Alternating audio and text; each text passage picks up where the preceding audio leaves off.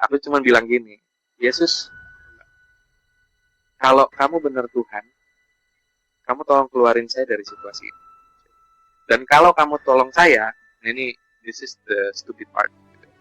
Kalau kamu tolong saya janji saya akan ikutin kamu seumur hidup saya. So it's like a declaration. Karena aku meragukan Tuhannya, jadi aku bikin declaration yang aku pikir it's not gonna happen. Aku tuh ketemu Yesus adalah kesempatan buat aku kenal secara personal, intentional sama orang, sama pribadi yang menciptakan aku gitu, yang menciptakan langit dan bumi dan lain sebagainya gitu. I have that opportunity to know Him. Yeah. Dan seumur hidup aku menyembah kepada Tuhan lain, aku nggak pernah merasakan kehadiran Tuhan sebagaimana aku rasain sekarang dekat sama Tuhan. Welcome back to Kimi FM Journey Podcast, a place to share your journey with a God. And in this episode, we have a special guest who will sharing about his journey. So for this episode, we have one of person, and we call him Mas Adil Ansel. Yes. Okay? How are you, Mas? I'm good, Kak. Thank you. Namaku Adil Ansel. Sudah menikah sekitar 21 tahun ini. Terus aku punya 2 anak. Umur 17 dan 13 tahun, laki-laki dan perempuan. Dan kita we enjoying Bali. Jadi kita memutuskan untuk pindah ke Bali tahun 2016 silam. And we've been thriving. Oh wow, oke, berarti sudah lama ya tinggal di Bali. Lumayan. Oke, well ya seperti yang sudah di-mention sebelumnya bahwa kita akan menghadirkan bintang tamu which is Mas Adil yang akan bercerita tentang perjalanannya dengan Tuhan selama ini, gitu kan? Karena ya seperti yang pernah disampaikan juga bahwa Kimi FM Journey Podcast ini tujuannya memang mengajak orang untuk menceritakan perjalanan hidupnya itu sendiri. Every person carries a story. So today guest Adil Ansel share a journey that began in a pain but found healing in God. Jadi pernah merasakan kepahitan atau kesakitan sebelum bertemu dengan Tuhan gitu ya. Mungkin lebih tepatnya kayak ini ya, proses ya, kayak proses. Kalau dibilang kepahitan juga enggak, tapi memang it's a journey di mana kita tuh akhirnya menemukan siapa itu Tuhan. Dan akhirnya membawa perubahan ke dalam hidup kita gitu secara signifikan. Oke, sangat menarik ketika Mas Adil bilang proses. Proses atau perjalanan setiap kita dengan Tuhan pasti berbeda, ya kan? Cerita dong Mas, awalnya Mas Adil sendiri bisa ketemu Tuhan. Tuhan yang menemukan Mas Adil, lebih tepatnya itu seperti apa?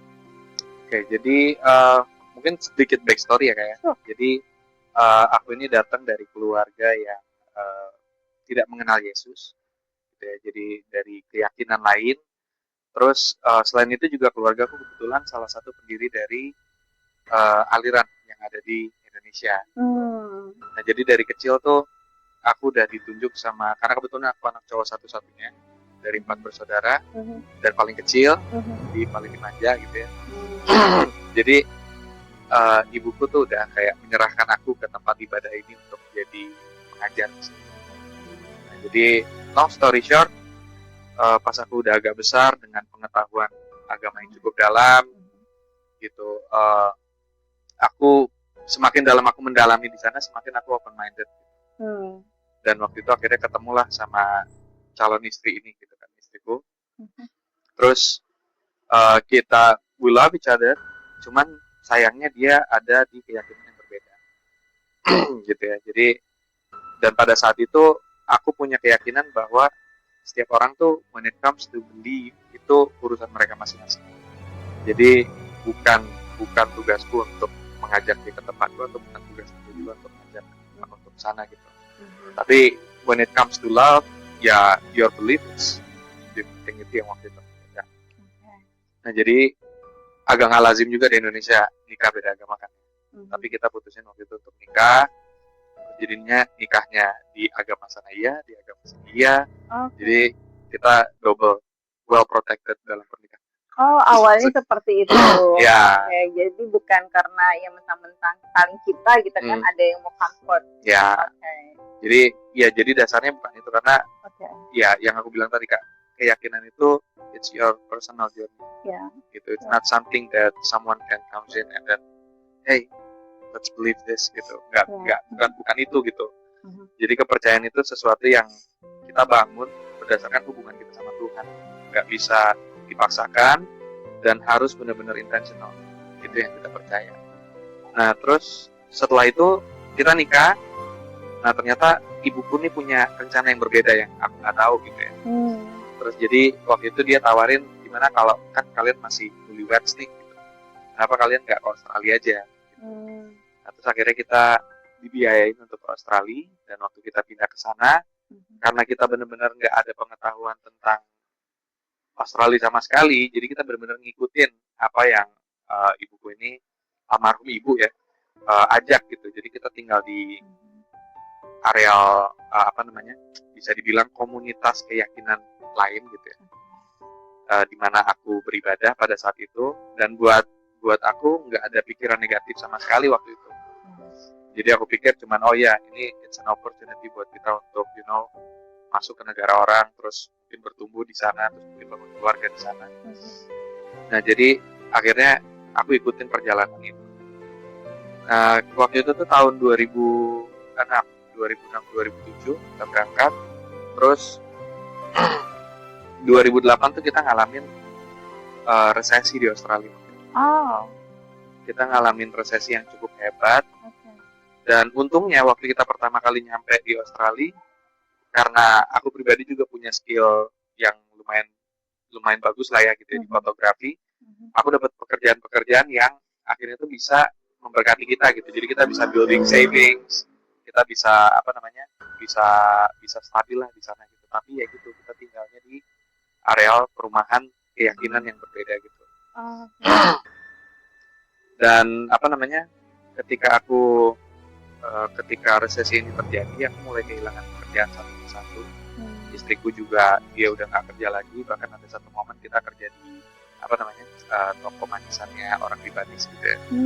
Jadi istriku tuh di bagian kitchen, aku di bagian kasir. Terus kita kerjanya tuh 12 jam sehari karena kita pengen survive. Terus ya udah, terus akhirnya di resesi itu, pada masa itu perusahaan-perusahaan di Australia itu dia mendahulukan untuk memperkerjakan orang lokal. Jadi buat orang-orang yang bukan dari Australia, mereka harus cut off. Jadi susah banget cari kerja waktu itu. Nah, dalam perjalanan itu pas banget Tuhan berkatin kita anak. Jadi udah kita pindah ke Australia, terus kita tinggal di tempat yang mungkin bisa dibilang gak nyaman buat istriku. Terus kita kebetulan sharing apartemen, jadi ada 3 keluarga di situ, dan kita karena pasangan muda, kebahagiaannya tidurnya di ruang tamu gitu ya. But somehow istriku hamil, so you can imagine betapa ininya gitu ya, betapa sulitnya kita. Nah, cuman setelah itu datanglah nih pemimpin dari agama lain ini gitu kan. Terus dia dudukin kita gitu, terus bilang, Adil, situasi lagi sulit nih gitu. Jadi buat kita untuk bantu kamu bisa, tapi buat aku bantu istri kamu kita nggak bisa. Dia bilang gitu. Jadi kalau kamu mau terima bantuan penuh, ya istri kamu need to convert gitu untuk ngelakuin perpindahan itu. Nah di situ honestly buat aku itu it hits my value. Karena bahkan sebelum aku kenal Yesus pun aku tuh punya pemahaman, if you wanna help someone, you help. You don't ask other people religion, you don't ask suku mana gitu kan. You don't, basically if you wanna help without asking something back. Nah jadi itu titik baliknya. Titik baliknya aku ngerasa bahwa you know what, I think I'm in the wrong place gitu. Karena it doesn't align with my values. I don't think it's aligned with what God actually want us as humans to do gitu kan. I believe that God, if you want to help people, go help. And I believe kalau Jesus ada di sini sekarang, dia nggak akan pick kayak harus nolong orang Kristen aja gitu. I think he will save humanity. Nah jadi Di titik itu keraguannya tinggi banget gitu. Dan situasi juga makin sulit. Pas masa-masa kita diberkatin tuh di 6 bulan pertama, karena kita orang Indonesia ya, kita tuh jarang banget pakai koin. Jadi sedangkan di Australia tuh koin banyak banget. Jadi apa yang kita lakuin tuh kita selalu nyelengin koin itu, beli celengan kaleng, kita celengin. Kadang-kadang kalau lagi ada banyak berkat kita masukin $20, $50, kadang-kadang $100 gitu kita masukin. Tapi pas resesi terjadi, terus kita nggak punya penghasilan, kita hidup dari celengan itu. Like literally dari celengan itu. Ya udah, terus akhirnya setelah itu terjadi nih, ada satu titik di mana aku berpikir ini nggak bisa begini terus, aku harus ngelakuin sesuatu. Nah, akhirnya aku putusin untuk di kepercayaan yang sebelumnya tuh kan ada ibadah malam yang jam 2 sampai 3 pagi. Nah, jadi aku mutusin untuk ibadah, aku doa, aku benar-benar kayak Tuhan tolong bantu aku keluar dari situasi ini. Istriku hamil, terus bantuan rumah ini yang yang kita tinggalin sekarang sooner or later kita akan kehilangan itu. Sedangkan di Australia buat sewa tempat tuh gak gampang ya. Jadi harus punya savings, harus agent tuh harus bisa cek apakah kita punya kemampuan untuk bayar dan lain sebagainya. Jadi kita udah coba cari apartemen kemana-mana, kita nggak dapet gitu. Nah, satu-satunya tempat yang kita bisa dapat itu. Terus akhirnya aku doa, terus Tuhan tolong keluarin aku dari situasi ini. Entah gimana caranya, entah mungkin dapat kerjaan, atau mungkin dapat tempat lain gitu kan. Karena kita nggak kenal komunitas lain. Gitu, kita cuma tahu satu komunitas itu aja. Nah, terus setelah selesai ibadah, ini satu pikiran yang konyol sih. Aku mikir gini, my wife, dari hari dia sampai ke Australia, tidak ada satu hari pun di mana dia nggak berdoa, gitu ya. Dan setiap bangun pagi tuh dia selalu mulai dengan doa, dia dengar puji-pujian, terus dia baca Alkitab every day, never miss a day. Kalau dia begitu yakin sama Tuhan yang aku tahu nggak ada, kenapa dia bisa se-faithful itu ya? Nah, jadi waktu habis ibadah malam itu, saya mutusin, you know what? I think I'm gonna try to pray to this God that she's believe it. Karena menurut aku berdoa kepada dua Tuhan itu ibaratnya lebih meyakinkan daripada satu. Waktu itu seperti itu. Iya, waktu itu. Iya, ya, enggak. Istilahnya kan kalau doa sama satu Tuhan 50%, kalau dua berarti 100% dong ya gitu. Ya udah, terus akhirnya, dan karena aku nggak tahu cara doa sama si Tuhan gondrong ini gimana. Terus jadinya aku cuma ngikutin apa yang ada di film-film. Jadi lipat tangan gitu kan. Istriku tidur, by the way. Aku lipat tangan, terus arahnya ke jendela, kata kasurnya arah ke jendela. Terus aku cuma bilang gini, Yesus, kalau kamu benar Tuhan, kamu tolong keluarin saya dari situasi ini. Dan kalau kamu tolong saya, this is the stupid part. Gitu. Kalau kamu tolong saya janji saya akan ikutin kamu seumur hidup saya. Gitu. So it's like a declaration. Karena aku meragukan Tuhannya, jadi aku bikin declaration yang aku pikir, it's not gonna happen. Nggak lama dari momen itu, jadi karena resesi itu, buat aku cari kerja tuh aku harus setiap hari pergi ke city. Terus nanti dari satu toko, aku masuk ke toko lain. Dan aku nanya, do you have a job? I need a daily job. Mereka jarang ada yang bisa provide kayak employment, karena waktu itu nggak bisa. Jadi yang aku bisa cari adalah entah mungkin ngangkat kardus hari itu, atau bersihin toko hari itu. Intinya at least bisa get something gitu hari ini, bisa makan gitu ya. Survive ya. Iya. Jadi ntar pulang bisa bawa $20, bisa bawa $40. Kadang-kadang if you lucky you get 60 or 70 or 80 or even 100 gitu. Ya udah, terus akhirnya aku kerjain itu. Nah, ada satu momen di mana uang celengan kita tuh udah habis. Dan karena kebetulan waktu hamil di sana kita pakai insurance student. Insurance-nya itu hanya mengcover check up dokter dan juga itu pun pas check up kita bayar dulu, baru nanti di reimburse. Dan di reimburse-nya pun 75%. Jadi ya makanya tabungan kita kepake ke sana gitu kan. Ditambah income kita nggak bisa mencukupi kebutuhan sehari-hari. Tapi pas akhirnya kita ini gitu ya, pas akhirnya kita kehabisan celengan ini, hari terakhir itu aku nggak dapet kerjaan. Jadi nggak ada uang, nggak dapet kerjaan, dan itu tiket terakhir. Kan tiketnya mingguan.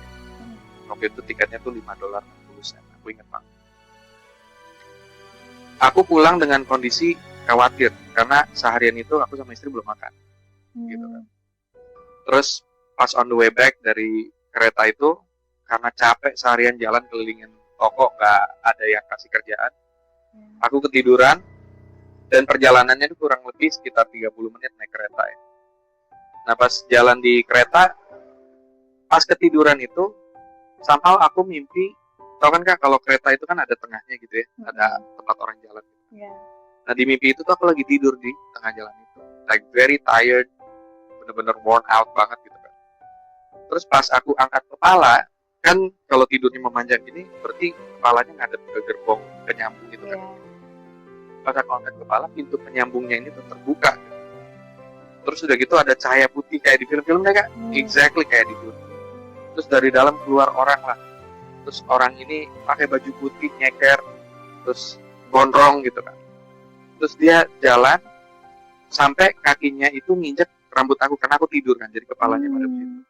Dan waktu dia nginjek rambut aku, somehow di mimpi itu aku tuh kayak dibangkitin berdiri, tapi nggak ada proses bangkitnya, tiba-tiba berdiri aja ada depan.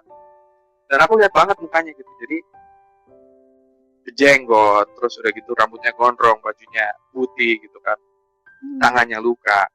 Terus dia lihat mataku dan mulutnya tuh nggak ngomong gitu, mulutnya tuh nggak gerak, tapi aku tahu dia bilang kayak, bangun, aku udah menyelamatkan kamu. Dan dia nggak ngomong dalam bahasa Indonesia juga, nggak ngomong dalam bahasa Inggris juga, tapi bahasa yang aku tahu.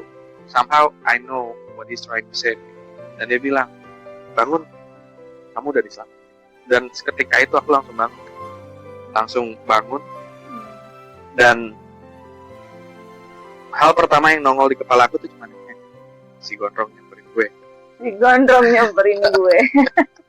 Ya karena kan buat I don't know, cuman buat aku yang terlahir dari keyakinan yang berbeda, that person is a joke gitu. It's like you're not God gitu. You're just one of the gitulah. Jadi waktu dia datang tuh ya buat aku kayak ngapain nih gitu. Nah waktu aku kebangun, selain kepikiran itu, yang kedua adalah oh iya, mau makan apa nih ntar malam gitu. Nah dalam perjalanan itu tuh ada banyak station kan. Nah ada 2 station yang aku nggak pernah turun. Satu tuh Saint Peters, yang kedua Lakemba. Nah Lakemba aku nggak pernah turun karena itu banyak orang lokal dan biasanya pekerjaan tuh udah full. Sedangkan Saint Peters ini yang aku nggak pernah turun situ karena dia areal industrial. Yang kalau mau kerja di sana tuh aku harus punya sertifikat kayak forklift atau alat berat dan lain sebagainya gitu kan. Tapi aku pikir ya tapi istriku belum makan nih gitu. Dan ini udah mau jam 7 malam. First time in my life ada sesuatu yang ngomong di dalam aku bilang, turun dia di Saint Peters. Dan benar-benar dengan nekat gitu ya, dengan tiket terakhir, karena aku pikir besok kalau nggak ada duit, I will not go anywhere, I will just don't get a job. Ya udah akhirnya aku turun di Saint Peters, dan pas nyampe di station karena belum pernah kesana, aku langsung bingung mana gitu kan. Dan zaman itu belum ada Google Maps gitu kan, nggak tahu juga arahnya mau nyari kerja di mana. Dan again, suara itu bilang, Dil, kamu nyebrang, belok kanan, terus aku ikutin langkah itu. Perempatan kedua kamu belok kiri. Itu jelas ya suara yang itu dengar ya. Rasanya tuh kayak conversation di dalam kita gitu loh. Ingat gitu, oh iya kan, kemarin aku doa sama Tuhan yang di seberang sini nih gitu kan. Aku bener-bener diberkatin banget di situ. Dan karena ngerasa diberkatin, aku pikir aku perlu say something kepada Tuhan ini gitu. Nah karena ini gedung 14 lantai dan di atasnya ada top floor-nya, jadi akhirnya di ruang terbuka di lantai atas itu aku mutusin untuk doa, dan aku doa, terima kasih Yesus, kamu udah nolong saya gitu untuk mengeluarin dari situasi yang susah ini. Tapi soal mengikut Yesus seumur hidup nanti dulu ya. Jadi ibaratnya aku mangkir dari janji yang aku udah buat. But then in terms of work di gedung 14 lantai ini pun aku dapat telepon lagi dari si ownernya. Terus si ownernya ini bilang lagi, Adil, ini owner buildingnya happy banget sama cara kamu bersihin toilet. So this is what I'm gonna do. I'm gonna send 3 more new recruits. You teach them how you clean, and then I will give you my number 1 ini gitu ya, clients gitu. Dan aku udah happy banget nih kan. Udah akhirnya aku jalanin, terus mereka bersihin dengan baik. Terus aku pindah nih ke klien nomor 1 showroom. Dan waktu aku datang si ownernya udah bilang, owner showroomnya ini, okay, I hear good news about you, good things about you, and I'm expect big things from you. Okay. Kalau ini cleaning service doang gitu loh kan. Dan aku bener-bener kerjain apa yang aku bisa di situ, bersihin, make sure showroom itu bersih gitu ya. Terus setelah 2 hari kerja si ownernya ini datangin aku dan bilang, I'm really happy with how it work. So dia bilang, pokoknya mulai sekarang setiap kali selesai kerja, pastiin kamu datang ke kantor saya ya. Nah setiap kali saya datang ke kantornya dia pas lagi cleaning, either dia nyiapin hot chocolate atau dia ngasih tip, atau enggak dia ngasih dasi waktu Christmas gitu. Jadi bener-bener kayak baik banget gitu. Nah dari momen itu tuh aku berpikir gitu ya, dalam waktu 14 hari ini kok si Tuhan yang sebelah sana ini baik banget gitu. Aku doa, terus dia bener-bener kayak kasih jalan yang terbaik. Even ketika aku berdoa bilang untuk ikut kamu nanti dulu ya, dia masih tetap bisa berkatin kehidupan kita gitu. Dan ini yang akhirnya bikin aku untuk, you know what, I think I need to do something. I think paling nggak kalau aku nggak ikut Yesus, setidaknya aku datanglah ke rumahnya gitu. Nah orang Kristen kan bilang gerejanya rumahnya Tuhan gitu.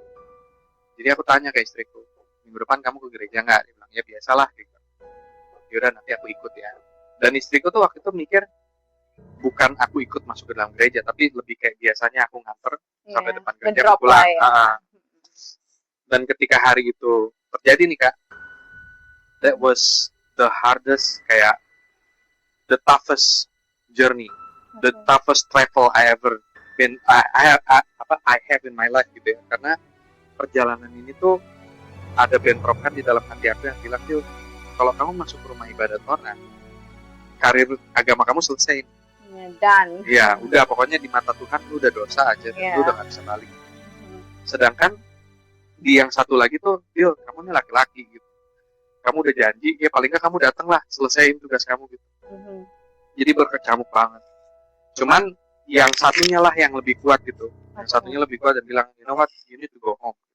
Kamu nggak perlu lanjutin ini, karena kalau kamu percaya sama Tuhan, dan kamu akan menghargai itu. Dan akhirnya setelah naik kereta, karena kan kalau mau ke gereja tuh kita naik kereta, terus habis itu shuttle bus ya kan. Nah jadi pas turun dari kereta, kita ngantri shuttle bus, dan karena istriku lagi hamil, kita didorong antriannya jadi paling depan. Karena mereka kan menghargai orang hamil gitu kan. Terus waktu bisnya datang, aku pikirnya aku mau naikin istriku ke bis, terus aku mau pergi, mau pulang. Tapi pas aku lagi naikin, ada volunteer gereja dari dalam lari, terus Happy Sunday, terus dia bener-bener yang peluk gitu kan. Dan dia dorong aku masuk ke dalam. Terus aku yang bener-bener panik gitu kayak, gimana nih kan? Terus pas akhirnya aku duduk, terus aku udah yang kayak, wah, shoot gitu kan. Aku mau keluar juga nggak bisa karena orang-orang yang dari luar ngantri mulai pada masuk ke dalam kan. Dan aku bener-bener panik kayak, aduh, nggak deh, Tuhan aku mau pulang. Pokoknya Tuhan aku mau pulang gitu. Pokoknya Tuhan aku mau pulang. Dan sepanjang perjalanan itu aku bener-bener yang udah nahan nangis, terus berusaha untuk tetap tenang gitu kan. Dan akhirnya pas sampai di depan gereja, aku coba bantuin turun istriku dengan pikiran bahwa Tuhan aku mau pulang. Habis ini aku akan langsung pergi. Pas akhirnya, kan tahu ya di gereja ada bannernya gitu, welcome home. Pas akhirnya aku turun dari bis dan aku lihat banner itu, suara yang tadi bantu aku untuk dapat kerjaan bilang, you wanna go home? This is home. So, dan itu tuh bener-bener kayak, itu aku langsung nangis, langsung feel like I'm welcome there gitu. Dan akhirnya aku putusin untuk aku masuk lobby. Dan istriku lumayan aneh juga karena aku nggak pernah masuk sampai ke lobby kan. Tapi buat dia pikir, oh mungkin suami gue mau support gue nih gitu kan. Nah sepanjang di dalam lobby itu aku duduk ngadep ke tembok dan aku benar-benar nahan nangis. Tapi pikiranku aku cuma mikir gini, you know what, lu udah di dalam anyway. So instead of like going home, masuk aja udah, selesaiin. So at least lunas gitu kan. Pas sampai di depan gereja, Aku coba bantuin turun istriku dengan pikiran bahwa Tuhan, aku mau pulang. Habis ini aku akan langsung pergi. Pas akhirnya, kan tahu ya di gereja ada bannernya gitu, welcome home. Pas akhirnya aku turun dari bis dan aku lihat banner itu, suara yang tadi bantu aku untuk dapat kerjaan bilang, you wanna go home? This is home. So, dan itu tuh bener-bener kayak, itu aku langsung nangis, langsung feel like I'm welcome there gitu. Dan akhirnya aku putusin untuk aku masuk lobby. Dan istriku lumayan aneh juga karena aku nggak pernah masuk sampai ke lobby kan. Tapi buat dia pikir, oh mungkin suami gue mau support gue nih gitu kan. Nah sepanjang di dalam lobby itu aku duduk madep ke tembok dan aku bener-bener nahan nangis. Tapi pikiranku aku cuma mikir gini, you know what, lu udah di dalam anyway. So instead of like going home, masuk aja udah, selesaiin, at least lunas gitu kan. Janji lu sama si Yesus ini. Itu dalam pemikiran dirimu waktu itu ya. Seperti itu. Ya udah, terus akhirnya pintu dibuka, kita masuk, dan sekali lagi karena istriku hamil, jadi kita dapat tempat kayak ada tempat khusus designated. Jadi empat baris dari depan, paling kiri, jadi biar gampang ke toilet gitu kan. Buat ibu hamil kan sering bolak-balik. Dan sepanjang ibadah, I never felt that kind of peace in my life before. Jadi I never felt that kind of peace in my life before. Sepanjang hidupku aku beribadah kepada Tuhan, I've never felt that. Bahkan ketika pujian penyembahan dinyanyikan, karena istriku sering pasang lagu itu di rumah, for some reason I know every song yang mereka nyanyiin waktu itu gitu. And it feels weird, but it feels peace. Gimana sih Kak? I can feel it. I know how you feel. Jadi ya itu, aku merasa damai. Bahkan ketika masuk ke dalam firman pun, aku waktu itu yang khotbah Pastor Robert Ferguson, dia nyampein bahwa sebagai seorang yang percaya, kita tuh harus bawa gantungan kunci. Di dalam gantungan kunci itu ada kunci untuk janji-janji Tuhan, pintu yang dia udah sediain untuk kita buka. Entah itu pintu berkat, pintu perlindungan, dan lain sebagainya gitu. Dan waktu aku dengerin itu, I feel like buat seseorang yang aku mengajar agama di seberang sana gitu kan, I feel like, well, wait a minute, this is make sense. This is right. There's nothing wrong about this. Karena yang aku tahu seumur hidupku adalah bahwa Yesus tuh mengkristenkan orang. Yesus itu jahat, ya, pokoknya, dan lain sebagainya gitu. It was really different. Malah aku ngerasa diberkatin banget dengan message itu. Dan di akhir ibadah, mereka mulai nyanyi lagi kan, praise and worship lagi. Dan aku mulai lihat kiri kanan orang, karena aku mulai ngerasa nyaman. Aku lihat orang kok pada angkat tangan, terus akhirnya aku ikut angkat tangan gitu kan, untuk menghargai gitu ya.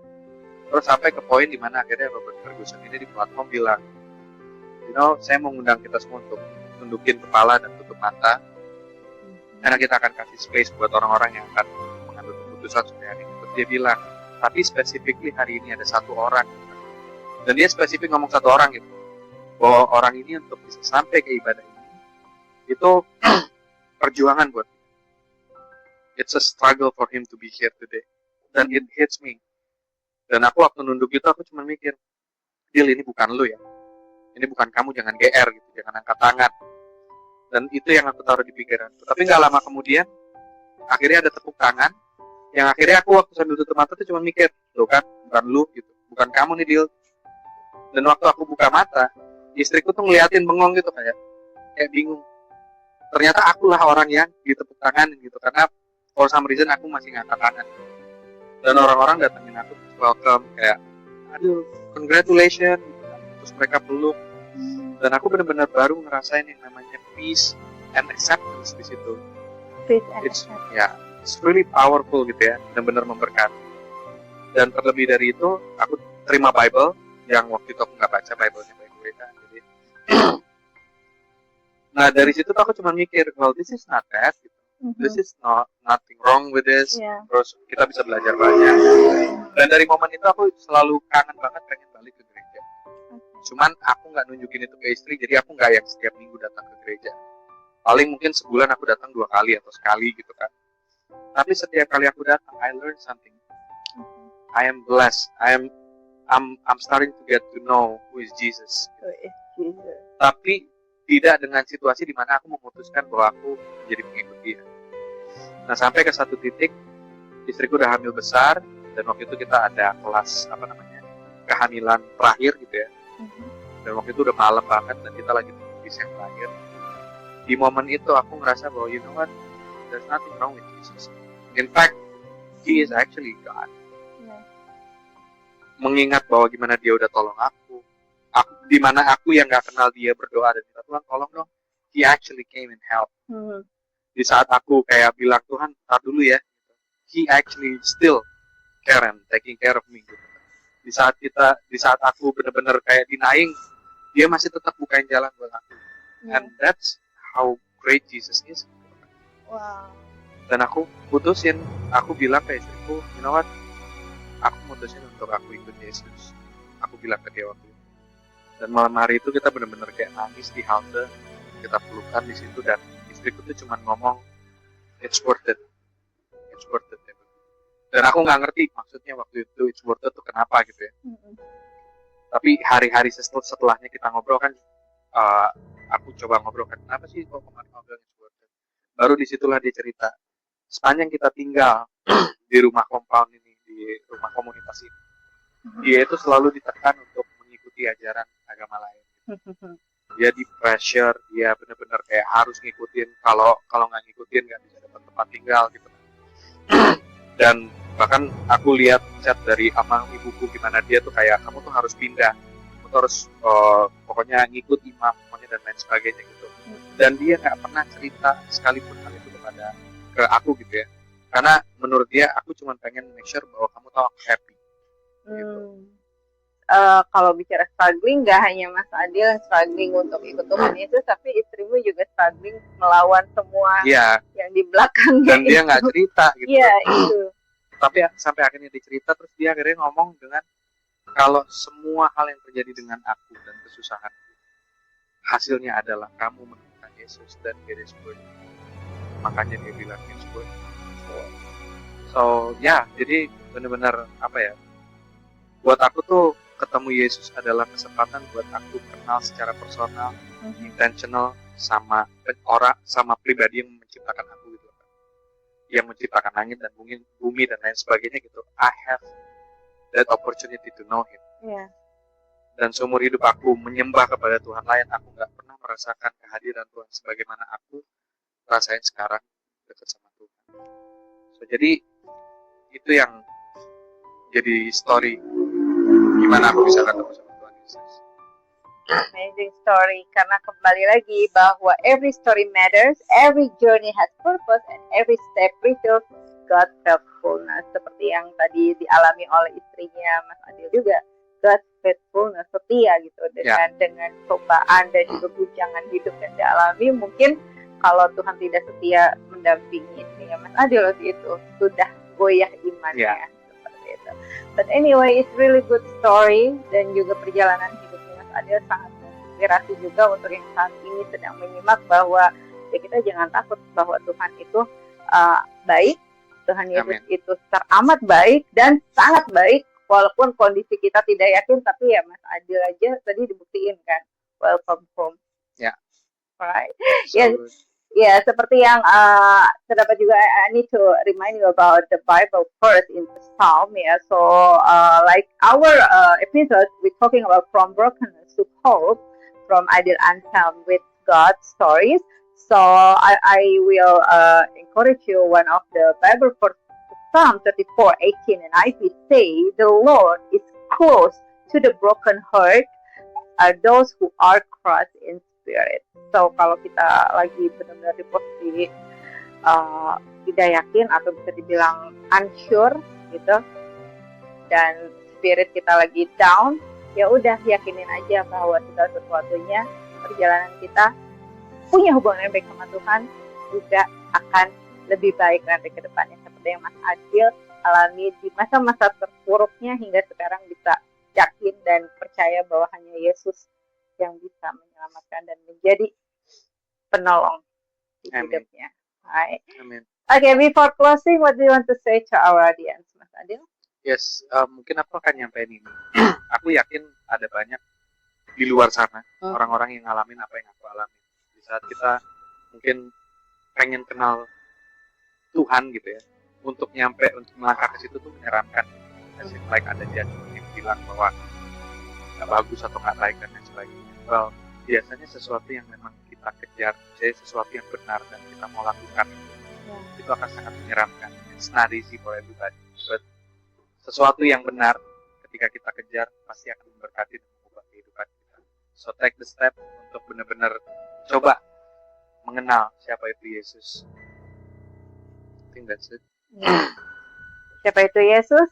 Lebih dekat dengannya dengan cara cari tahu dan juga minta kehadiratnya untuk bisa hadir di dalam setiap langkah